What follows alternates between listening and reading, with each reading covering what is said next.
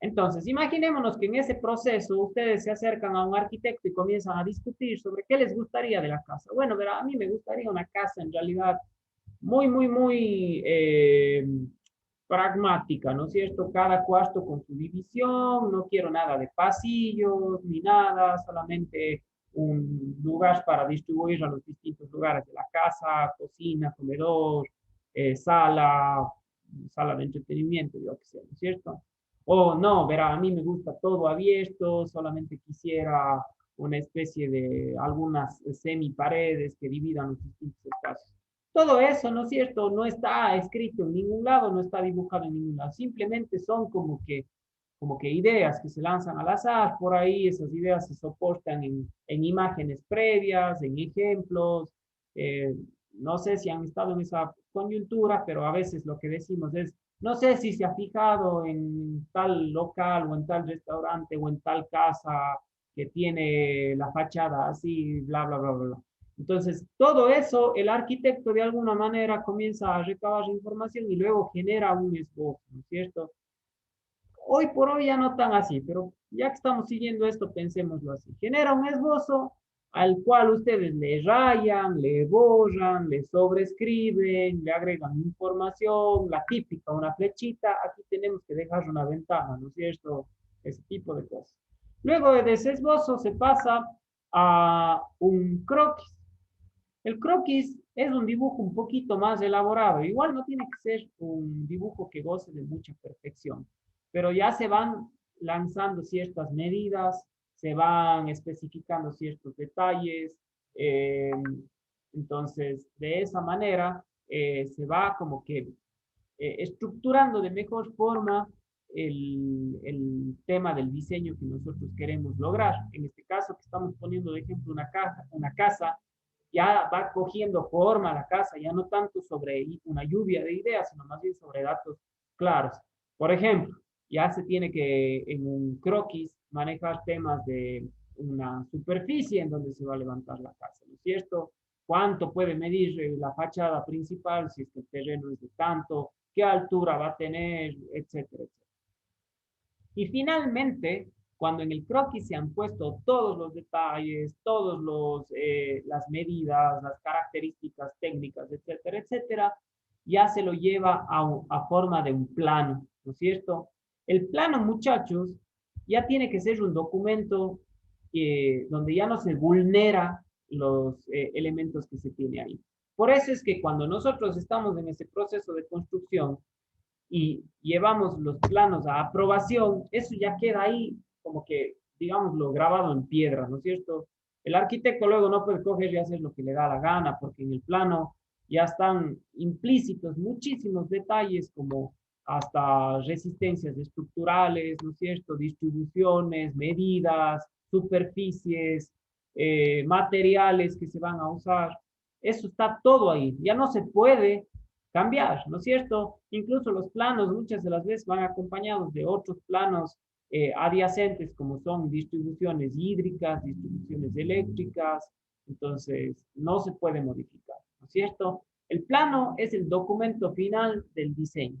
Si nosotros nos deshacemos del ejemplo de la casa y pensamos ahora en un objeto muy sencillito, pensemos un cenicero, ¿no es cierto? El plano del cenicero tendría que ser el documento para que ustedes lleven a una fábrica, a un artesano y le digan, quiero que me elabore esto, ¿no es cierto? O si nos asentamos más en la temática actual, ustedes llevan a algún laboratorio de impresión 3D y dicen, tenga estos planos que están en CAD, están en AutoCAD, imprima en 3D el material el diseño que yo he hecho. Imprímalo en cualquier material, en cualquier tipo de resina, no sé. Entonces ya en base al plano, eso ya no va a ser ineludible, ¿no es cierto? No se va a poder cambiar absolutamente nada, porque eso ya es definitivo, ¿no es cierto? Entonces, esa es más o menos la cronología del proceso de el dibujo y que lo estamos asociando al diseño. Ahora, para todo esto, vamos a necesitar de cierto tipo de normas, ¿no es cierto? ¿Por qué de normas? Porque si es que esto fuese muy al azar, ¿no es cierto? Si se manejara con muchísima intercambiabilidad, o situaciones similares, se puede prestar para ciertas equivocaciones, ¿no es cierto? Bueno, antes de meterme en eso, aquí tenemos una galería de bocetos, ¿no es cierto? Abramos uno al azar, este de aquí. Veamos qué nos muestra. Entonces, aquí tenemos, parece ser una especie de cartera, ¿no es cierto? Parece ser una billetera o algo por el estilo. Vean, está todo graficado, ¿no es cierto? A mano alzado. Parece ser que es una billetera. Entonces aquí dice fuelle estrecho, solapa de adorno, alto 18. Fíjense que las medidas están escritas fuera del gráfico en sí. Entonces, es una manera de, como que de representar lo que queremos lograr, ¿no es cierto? Eso vendría a ser como que un esbozo. Ya un croquis es algo un poquito mejor elaborado. Por ejemplo, veamos este gráfico de aquí, es una especie de jarrón. Bueno, ya un poco está definidos dónde van a estar los centros, ¿no es cierto? Vemos que hay ahí unas líneas de eje que se llaman para expresar ciertas cosas. Un poco de la parte de la aladera están especificados valores de radio, curvaturas, acá en la parte central un diámetro total, ¿no es cierto? Esto ya es una especie de croquis. A ese croquis todavía se le podría modificar. Incluso aquí ya han hecho, luego vamos a ver, una especie de plano detalle sobre la tapa, ¿no es cierto? Para especificar ciertas características técnicas de la tapita. Y acá ya tenemos un plano, ¿no es cierto? Creo que el plano es muy reconocible para cualquiera de nosotros. Abramos cualquiera. Este de acá. Este es justamente los componentes de un televisor de tubo, ¿no es cierto? Este es un plano, una lámina del despiece, de la explosión de este televisor, ¿no es cierto? Se ha hecho el despiece, una vista explosionada, con perspectivas de cada uno de los elementos y también se ha hecho un cuadro de referencia respecto a qué piezas son cada uno, ¿no es cierto? Esto yo ya no puedo cambiar, esta es la información, esto es lo que nosotros vamos a utilizar para la creación de eso. Ahora sí, retomando un poquito, eh, les decía, hay un conjunto de elementos que nos sirven para poder realizar estos procesos, estos diseños y que a la larga terminemos obteniendo lo que nosotros deseamos. Todos esos elementos se los condensa en este tema de aquí, la normalización, ¿cierto? La normalización va a ser ese conjunto de normas, ese conjunto de legislaciones, de especificaciones, de todo lo que se le pueda poner como adjetivo a ese grupo de elementos que nos sirven para elaborar los diseños. ¿Y cuál es el fin de esta normalización? Es que a la larga el proceso del dibujo o el proceso del diseño no es más que transmitir una idea, ¿no es cierto? Entonces, si hablamos de que transmitimos una idea, a la larga estamos hablando de que estamos manejando un lenguaje. Y ese lenguaje tiene que ser singular y tiene que ser idéntico para todos, para todos. O sea, hoy por hoy, ¿cómo están globalizadas las cosas? Les puedo dar un ejemplo. En el área automotriz hay mucha gente de aquí del Ecuador que ha decidido hacer emprendimientos a base de la venta de repuestos, ¿no es cierto? Entonces, ¿qué pasa? Cogen y dicen, a ver, vamos a sacar una línea de pastillas de freno. Cogen unos 100 modelos de vehículos, sacan un molde de la pastilla, le hacen en planos, ¿no es cierto? Y eso envían a la China a producir. Entonces, si se hace con normalización de diseño, en la China reciben y no importa que en la China no hablen español o lo que sea, simplemente ellos ven el plano, ven las cotas, ven las medidas, ven el formato en el que está hecho, las tolerancias dimensionales, ¿no es cierto? Los factores de diseño, factores estructurales, factores de resistencia, etcétera. Y lo producen y nos devuelven y nosotros tenemos el producto tal cual lo queríamos acá. Entonces, si no hubiese esta normalización, podrían aparecer errores desde los más inimaginables hasta los más sencillos, como por ejemplo, yo hago mi diseño, envío Y resulta que en China no reconocen nuestra letra porque está escrito lógicamente en español y no saben si las unidades son milímetros, no saben si lo que estamos viendo es la parte frontal de la pastilla, la parte lateral de la pastilla, ¿no es cierto? Al ser un lenguaje universal, necesitamos de normas para que se entienda en todo lado.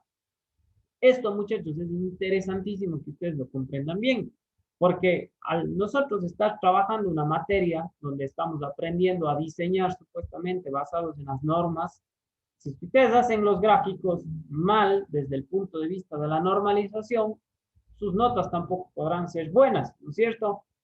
¿A qué me refiero? Si decimos que la norma dice que yo tengo que cierto grupo de figuras, cierto grupo de diseños, hacerlos en un formato para que aparezcan en una escala determinada y ustedes lo hacen todo al revés, utilizan cualquier formato, cualquier escala, cualquier unidad de medida, entonces no estamos trabajando en base a la normalización, ¿no es cierto? Entonces, bueno, y dentro de la normalización, bueno, hay tres puntos en donde se condensa todo esto. Son las normas de representación, ¿no es cierto?, que codifican el trazado propiamente de una pieza o de un conjunto. Las normas sobre las dimensiones, que se refiere principalmente a las dimensiones de las piezas, como medidas nominales, parciales y totales, y las tolerancias de fabricación. Y las normas de designación, que se refieren a los elementos de máquinas, que por su gran difusión se normalizaron y estandarizaron mediante un código de identificación. Por ejemplo, no sé si han escuchado que, a ver, si ustedes quieren comprar un perno, ¿no es cierto?, para unir una cosa con otra. Si uno va a la ferretería y dice, necesito un tornillito medio de este largo, que sea resistente y que me quede en esta tuerca de por acá, a lo mejor el de la ferretería le coge y le saca 100 distintos pernos y le dice, a ver, vea cuál le sirve. Pero si usted maneja normalizadamente las cosas y le dice, verá, necesito un perno M20 de 16 milímetros de largo con tuerca y arandela plana, le dicen, tome, aquí está el producto que usted necesita, ¿no es cierto? Esa es la codificación que está estandarizada a nivel mundial. Ahora, claro, hay sus pequeñas excepciones. Por ejemplo, en Estados Unidos no utilizan normalmente las medidas milimétricas, ¿no es cierto? Sino utilizan las de pies o de pulgadas. Entonces, ahí a lo mejor hay que ir y decir, a ver, deme un perno de tanta medida en pulgadas, con tanta dimensión de diámetro, con tanto paso entre roscas, ¿no es cierto? Eso es simplemente por el tema de qué sistema de medidas hayan utilizado, pero aún así está codificado. Así está en pulgadas, está codificado. En la unidad métrica está codificado, ¿no es cierto? Entonces, eso es la codificación. Y por último, algo que quiero topar hoy y que quiero, esto sí, puntualizar un poquito más, es el tema de formatos, ¿no es cierto? Solo quiero referirme a esta parte. Los formatos de papel están normalizados según las normas españolas e internacionales 1, UNE 102683 que concuerdan con la ISO 5457. Bueno, esta más que nada les puntualizo para que ustedes se den cuenta que hay todo un conjunto de normas y de especificaciones técnicas para cada elemento con el que trabajamos en el dibujo técnico y en el diseño por CAD. Les voy a llevar ahora a esta presentación de acá sobre formatos normalizados, donde de una manera más gráfica vamos a entender cuáles son estos formatos y cómo se utilizan. No sé si antes de empezar con esto tienen alguna duda. ¿Está todo claro? Ya, listo. Continuemos entonces. En el dibujo tenemos un cierto grupo de formatos normalizados, como son los de la norma UNE que acabamos de ver, que coincide con esta otra norma ISO, ¿no es cierto? Entonces, ustedes deben estar relacionados un poco con esto, ¿no es cierto? Sobre todo con esta de aquí, la final, A4. ¿Cuál es el formato A4? ¿En dónde podemos ver ese formato? Las hojas a cuadros. En las hojas a cuadros, en las hojas a papel bond, ¿no es cierto? Normalmente todo eso viene en formato A4. Las hojitas que nosotros tenemos para imprimir en nuestras impresoras de casa son en formato A4. Entonces, bueno, El tema de la designación A es porque pertenece a un grupo de formatos, ¿no es cierto? No solamente hay formatos con designación A, también hay con designación B, con designación C, con designación D, etcétera, etcétera, etcétera. ¿Para qué sirve cada una? Para muchas situaciones, ¿no es cierto? Pero puede ser que los formatos, yo qué sé, los formatos con designación G estén un poquito más orientados al diseño de elementos electrónicos, por ejemplo. Y puede ser que estos formatos en realidad sean pequeñitos, ¿no es cierto? Como puede ser que existan los formatos de designación P, me invento, que son formatos propios para la elaboración de planos de obras civiles. Entonces, a lo mejor podríamos pensar que son formatos muy grandes, ¿no es cierto? Que nos permitan en un mismo documento plasmar toda la información que necesitamos.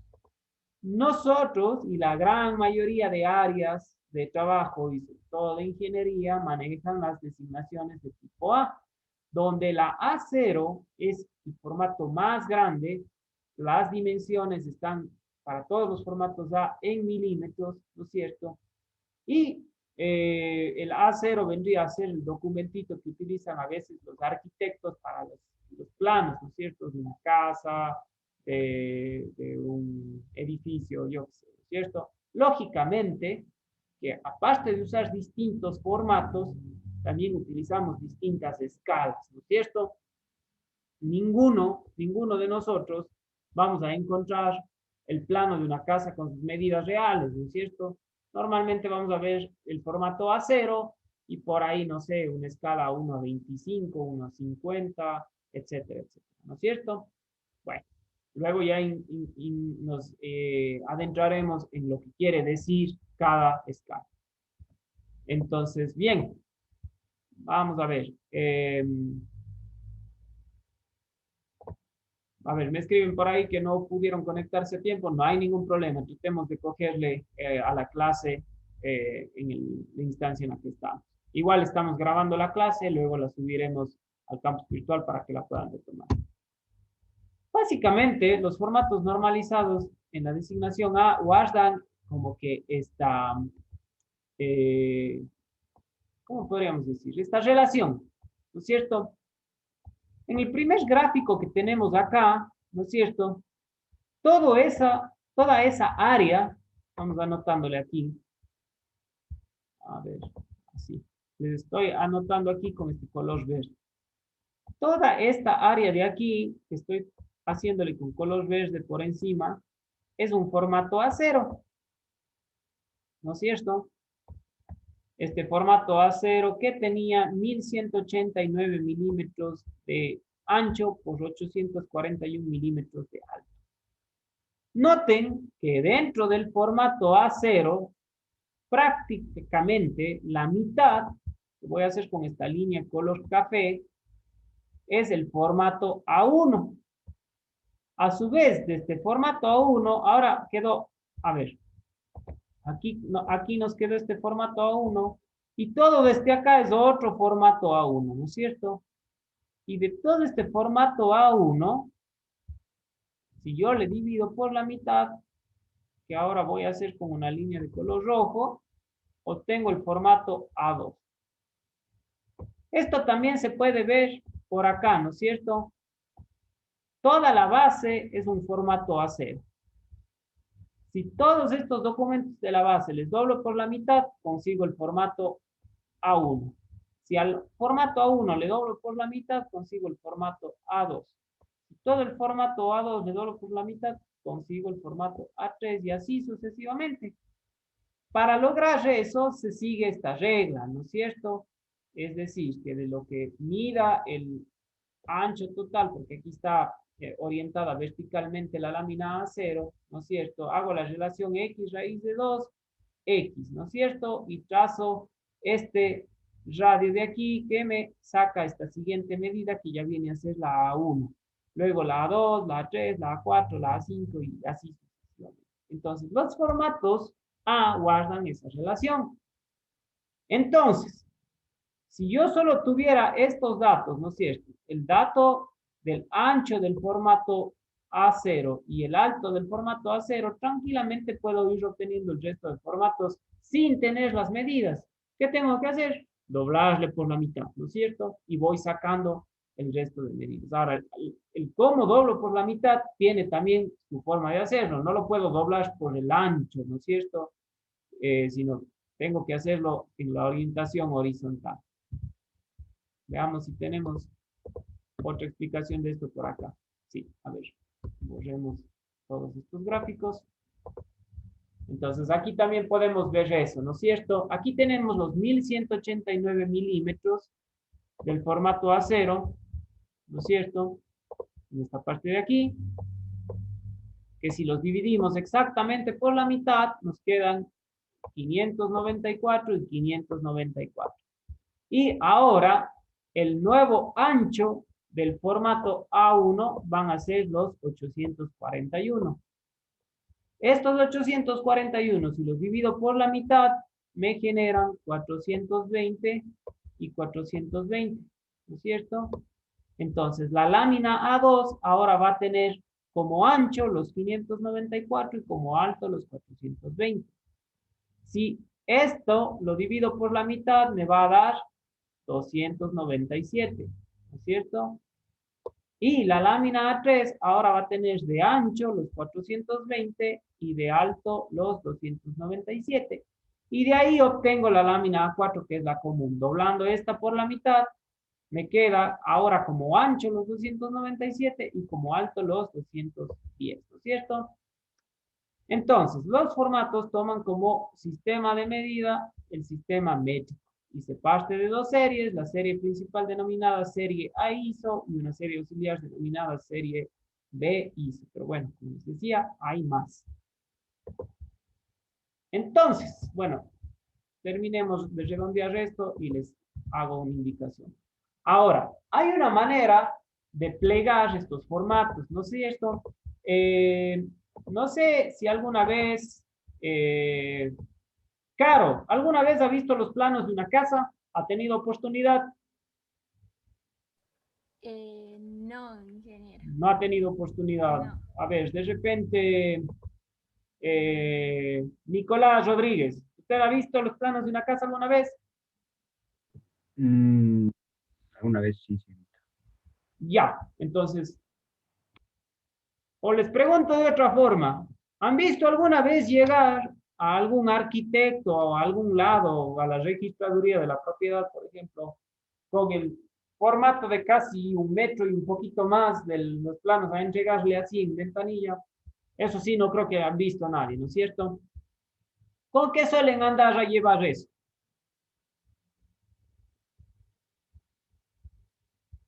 Con una carpeta. En carpetas Muy bien, A4. Víctor. En una carpetita, ¿no es cierto? Llevan en una carpetita.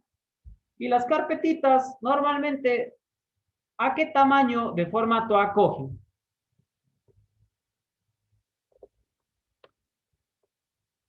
Ustedes cuando presentan un trabajito en la universidad y ponen en una carpeta, ¿qué hojas ponen en esa carpeta? Las que imprimen en su casa, ¿no es cierto? ¿Qué formato tienen esas hojas?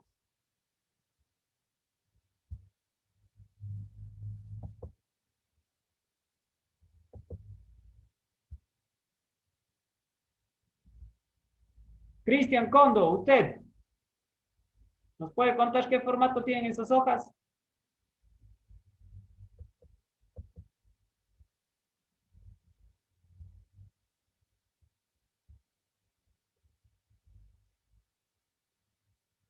Muchachos, ¿me escuchan?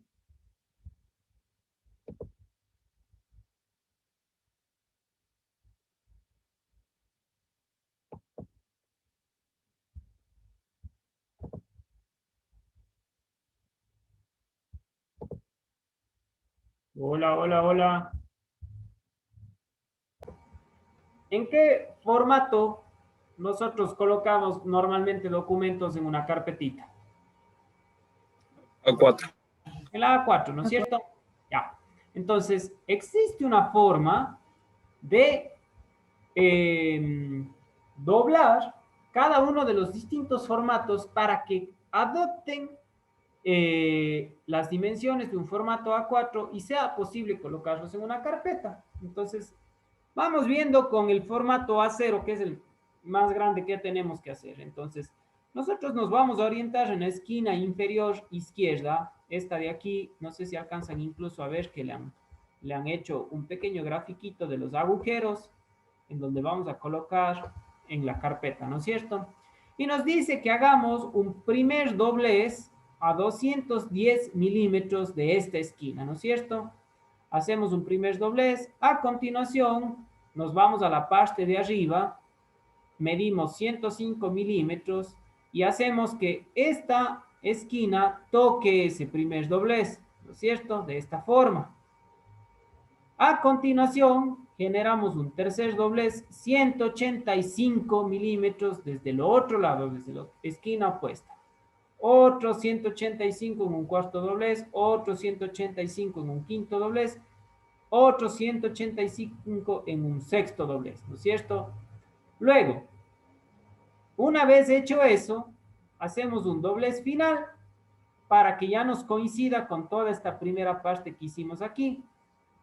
Ese sería el séptimo doblez, ¿no es cierto?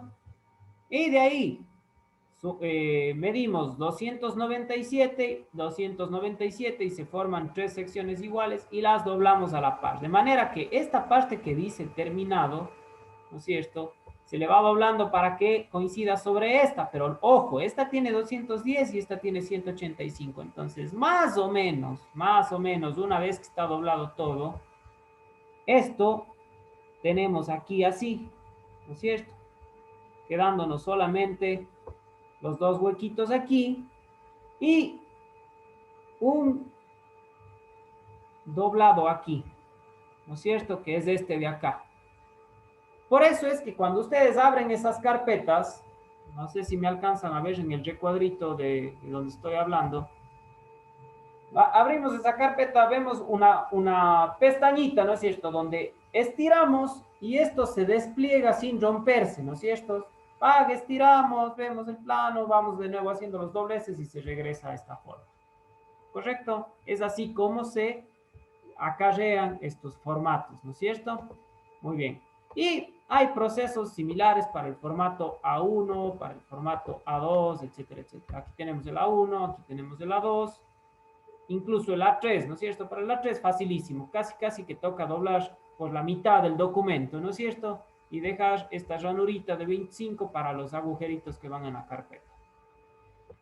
Listo, muchachos, entonces, a ver, les voy a hacer un adelanto de lo que vamos a trabajar nosotros en estas próximas semanas. Vamos nosotros a enviar un primer deber, ¿no es cierto? En el cual, a partir de la próxima semana, que ya intuyo, todos vamos a tener nuestro software de AutoCAD, esta presentación de formatos normalizados ya está subida al campus virtual y nosotros con lo que aprendamos en un inicio sobre reconocer la interfase del AutoCAD y la próxima clase del día lunes vamos a ver una clase sobre los trazos, ¿no es cierto? Por los trazos me refiero a los tipos de línea, los grosores y todo lo demás. Nuestro primer trabajo en AutoCAD, después de asimismo ver unos videitos tutoriales, va a ser realizar unas plantillas con los formatos normalizados. Vamos a realizar todos los formatos del tipo A, ¿no es cierto? El A0, el A1, el A2, el A3, con nuestro respectivo cajetín, ¿no es cierto? Y yo luego les pediré que me envíen uno al azar, ¿no es cierto? Yo luego enviaré un documento donde posiblemente a Araceli le diga que me mande el formato A3, mientras que a Jason le pido que me mande el formato A1, por ahí a Ricardo el A0, etcétera, etcétera. Pero cada uno de ustedes tienen que tener todos, porque ya en lo posterior yo puede ser que les mande distintos trabajos, ¿no es cierto? Y por ahí alguien dice, nah, ¿qué voy a hacer todos? Yo solo voy a hacer un hito, el A2. Y yo le mando a hacer una piecita que el largo más ancho, el largo más alto o el ancho más ancho, perdón la redundancia, sea 20 milímetros, ¿no es cierto? Pues van a tener un documento así grandotote en el AutoCAD con una figurita de este poste en la mitad. Y eso no está bien, ¿no es cierto? Entonces, Si es que hacen todos los formatos, luego hacen el análisis, ¿no es cierto? Y dicen, a ver, esto tiene 20 milímetros de ancho y no, pues le voy a poner en el formato A4. Es más, hasta podría ponerlo en el formato A4 con una escala de ampliación para que se vea más grandecito, ¿no es cierto? Entonces, eso siempre va a estar a cargo de ustedes el análisis. ¿Qué formato es el más idóneo? ¿Qué escala es la más idónea? ¿No es cierto? Entonces, ese va a ser nuestro primer deber. Ahorita, lógicamente, no lo van a poder hacer todavía, sobre todo quienes nunca hayan utilizado AutoCAD, pero ya vayan teniendo claro cuál va a ser nuestro primer deber. Elaborar plantillas de todos los formatos, ¿no es cierto? Para que luego todo trabajo, todo deber que se haga, lo hagamos en esos formatos, ¿no es cierto? Y así iremos trabajando a lo largo de este ciclo. Entonces, bueno, terminemos un ratito la presentación. Parece que falta una diapositiva. Bueno, aquí tenemos el formato A3, ¿no es cierto? Del A3 al A0 con estas divisiones, eso no se ve muy claro, pero acá tenemos este formato A4. Lo que quiero en estas láminas es que noten que siempre los formatos normalizados, esto lo tienen que tener muy en cuenta para su deber también, tienen unos márgenes, ¿no es cierto? El margen de la izquierda siempre está 20 milímetros alejado del borde, mientras que los de arriba, de abajo y de la derecha están 10 milímetros alejados del borde. Esto del formato A3 al A0, pero bueno, el A4 guarda esa misma relación, ¿no es cierto? Se deja 20 milímetros del borde izquierdo y del superior, inferior y derecho se dejan 10 milímetros y se hace este recuadrito, ¿no es cierto? Entonces, no es que podemos utilizar los formatos hasta el extremo, sino hasta estos bordes internos, ¿no es cierto? Luego, todo formato normalizado posee un cajetín que se le denomina así, ¿no es cierto? Los cajetines también tienen un proceso de normalización, pero en ese sentido vamos a ser un poquito más flexibles. Yo no quiero que vayan a buscar en internet normas de los distintos cajetines, ¿no es cierto? Porque todas las normas guardan muchísima información. Por ejemplo, este de la norma UNE, fíjense toda la información que tiene. Marca, denominación, número de piezas, material, dimensiones, observaciones, tolerancias, modificaciones, dibujo, fecha del dibujado, fecha del comprobado, si es que existe una copia, la escala, el sistema de representación usado, un título, una institución, una carrera, en fin, excesiva información, ¿no es cierto? Nuestro trabajo no va a ser tan detallado, al menos por ahora. Así que yo sí les voy a dar chance a que ustedes un poco piensen cuál es la información más elemental que necesitarían para presentar sus trabajos. Se pueden guiar en formatos ya realizados, ¿no es cierto? Muchos de ustedes se han de acordar de esas laminitas A4 con las que a veces trabajamos en el colegio, ¿no es cierto? Bueno, pueden ver qué información había ahí y tratar de emular esa información en cada uno de los distintos formatos, ¿no es cierto?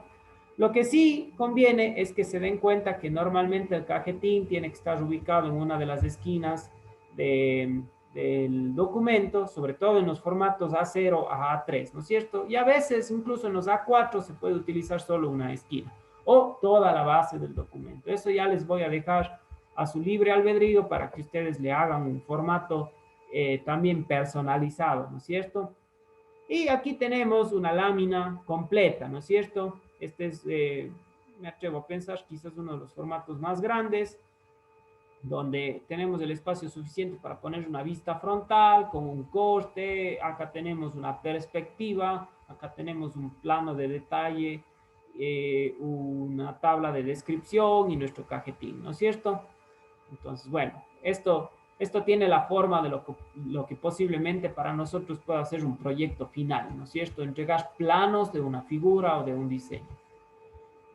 Y aquí, muchachos, tenemos otros formatos normalizados de otras designaciones. Por ejemplo, la B, fíjense que tiene hasta 10 distintos tamaños, ¿no es cierto? Fíjense el B10, de 31 por 44. Pues a lo mejor ese formato es idóneo para, por ejemplo, yo qué sé, presentar elementos de sujeción como tornillos, pernos, etcétera, etcétera. También tenemos la designación C, ¿no es cierto? Y acá abajo tenemos una designación DL incluso, que podría servir para algún campo específico, ¿no? es cierto? Entonces, bueno, eso en cuanto a formatos, muchachos.